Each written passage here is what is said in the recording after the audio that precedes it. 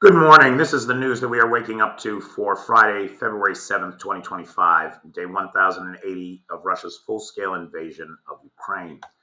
Last night we saw, and we actually captured some of the sound of air defense here in Kyiv, taking out some of these 81 drones that were fired at the territory of Ukraine last night. Um, in all, Russia sent 112 attack drones, and 112 were taken out by active countermeasures or shot down. So 100% interception rate. Incredible job by the Ukrainian armed forces again. Now, we do have some news on the Kursk incursion. These are the key takeaways from the ISW's Russian Offensive Campaign Assessment for February 6th, 2025. At the time of this recording, in Kursk, on the 6-month anniversary of the incursion, right? For 6 months, Ukrainians have been going to bed, waking up every day in control of Russian territory. The first foreign services to make such a claim since the Nazi regime in 1941. And the fighting is said to be just as intense as it was 80 years ago. On the 6-month anniversary, the Ukrainians launched a counteroffensive southeast of Sudza, where they have, according to the ISW's assessment from yesterday, advanced as much as 5 kilometers. We have not seen an overnight 5-kilometer advance from the Russians anywhere in Ukraine in 18 months. They are grinding forward, yes, but the pace of that advance is slow. Where are they grinding forward? Near Kupiansk, Chasiv Yar, and in the Kharkov direction, according to the ISW. The Russian state ran a poll recently, again, according to the ISW's key takeaways, that shows support for the Ukraine war remains strong among Russians despite the challenges. Now, again, it's a state-run poll. No, it's hard to say how accurate these things are. Putin also praised the VDV troops in Kursk for holding the line against Ukrainian aggression, which is ironic to me on so many levels. And implicitly, just by congratulating those troops, implicitly, Putin was acknowledging that he's got occupied Russian territory on his hands for 6 months and has been unable to eject the Ukrainians, while they have pinned down about 50,000 Russian troops with their North Korean support in the oblast, unable to join the war at the front. It is not a win for him, no matter how he tries to spin it. The ISW also suggested that North Korea appears to be using the war to test and enhance its capabilities. And we have seen in recent days, there seems to be better performance, better targeting, less dud rate from the KN-23 missiles, the North Korean version of the Iskander, right? It seems that the North Koreans are, in fact, learning and improving their weapons from this real-life battlefield testing. That is not great news for anybody. Now, it appears that Zelensky is playing a little bit of a game with the Russians. What Kyiv is saying is that they are happy to open a humanitarian corridor for the 1,500 Russian civilians that are still inside the occupied territory. Happy to do it. Anytime that the Kremlin makes such a request. Now, the Kremlin is saying that they are doing everything they can for the Russians in the occupied territories. Like, bombing the shelter at the evacuation point that had 94 Russians in it, right, which they did. They're not doing anything. And they're certainly, it appears, not going to ask Zelensky for a favor. That appears to be the case. They are going to abandon those 1,500 Russians that are still in the occupied territories because there is no comment from Moscow about the request for a humanitarian corridor. None at all. So it makes Russia look bad and it makes Ukraine look good. And I'll tell you something, when they do open the humanitarian corridor, what they will not do is what the Russians did in Mariupol and gun down everybody that's in it. Now, interesting news here. Elon Musk, who is busy doing everything he can to destroy democracy in the United States, appears to have finally gotten on board with shutting down the Russian Starlinks. Now, as I have ranted about this in the past, shutting down the Russian Starlinks or geofencing those Starlinks is not a problem. It's an easy thing to do. There is no reason Musk let the Russians use his Starlink devices as long as he has when he knows they are sanctioned. So why is he turning them off now? It's very hard to say. Maybe he's trying to make it look like the Russians aren't his friends. Meanwhile, Donald Trump in the United States has ended the Russian oligarch task force, the branch of the DOJ that was looking into Russian oligarchs in the United States. So it's very hard to say what's going on, but the Russians are in a tizzy. Well, I shouldn't say that. The official word from the Kremlin is, we do not use Starlink. It is not certified for use by our military, so there is no official use of Starlink.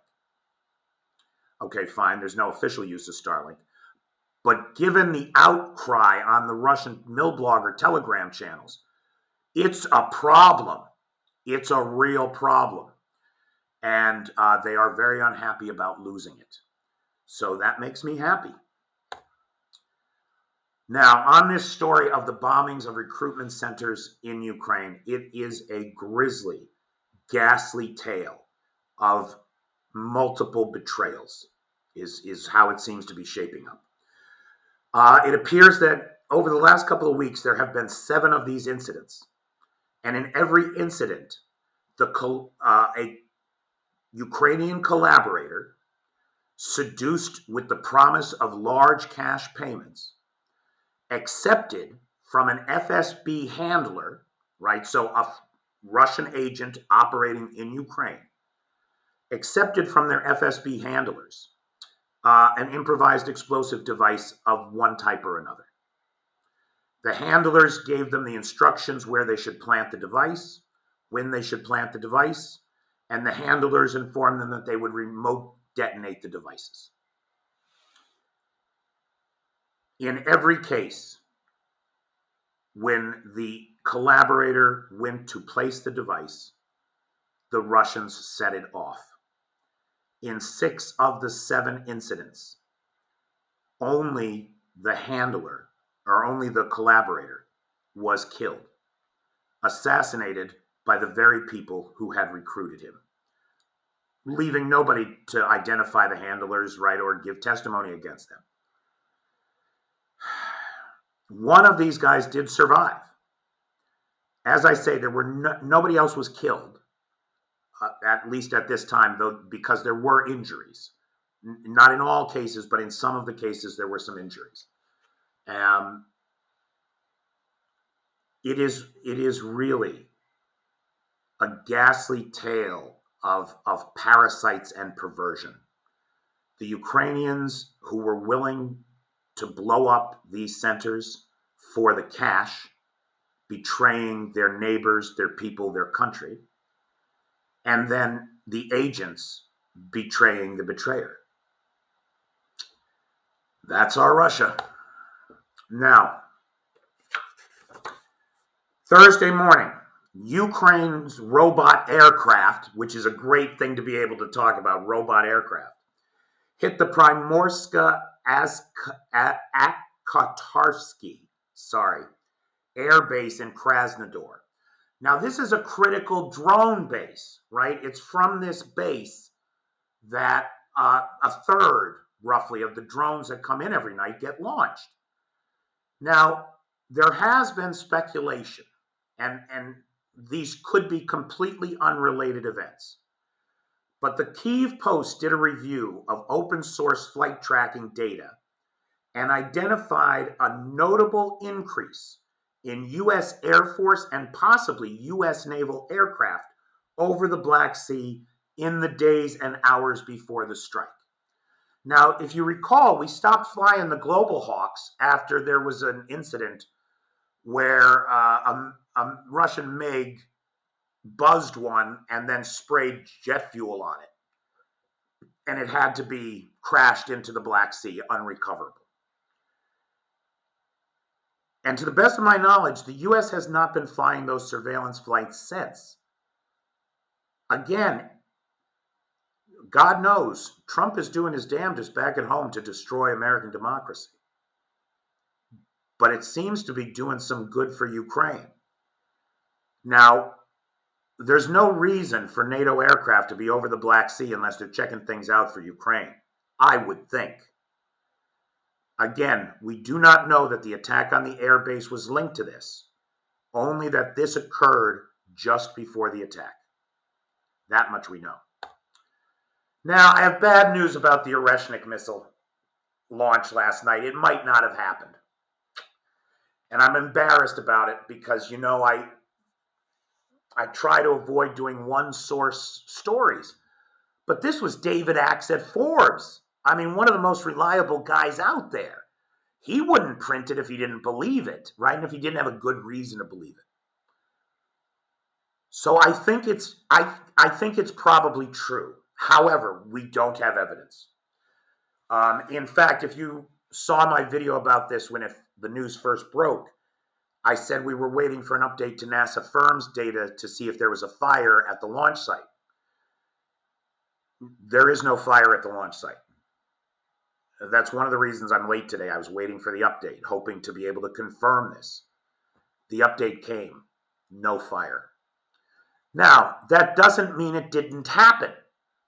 According to the guy who first reported on this, the missile launched, but it didn't fly very far, which means it could have exploded, right? Like think of the space shuttle. Remember when Challenger went up in the air? Or any number of SpaceX rockets. If it exploded at altitude, then the NASA firm's data wouldn't confirm anything because there wouldn't necessarily be a fire on the ground, right? For its part, Russia's denying the whole story. They're saying no. Now, I'll tell you who could confirm it. Our own military, the U.S. military. Because the last time they launched an Oreshnik, they called the DOD to tell them they were going to.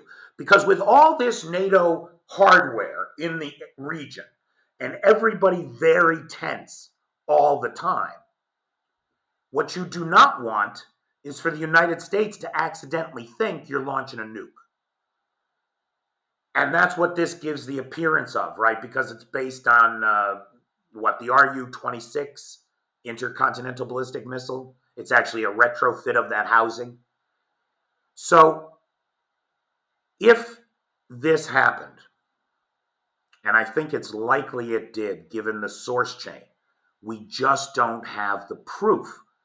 The proof would be if somebody at the DOD picked up the phone and called the press and said, yes, we got a launch warning call from the Russians.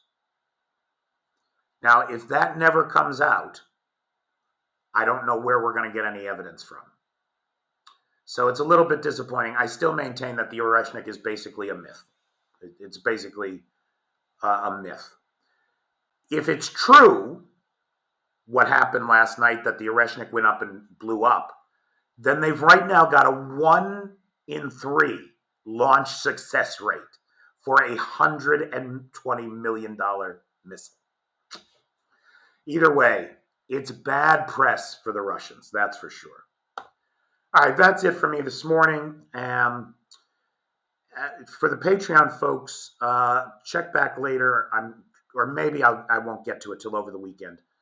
But we did a fundraiser last night for a kid here in Kyiv, and I took some behind the scenes footage from that, and so I'll be publishing that behind the scenes footage maybe over the weekend, probably over the weekend. All right, thanks, guys.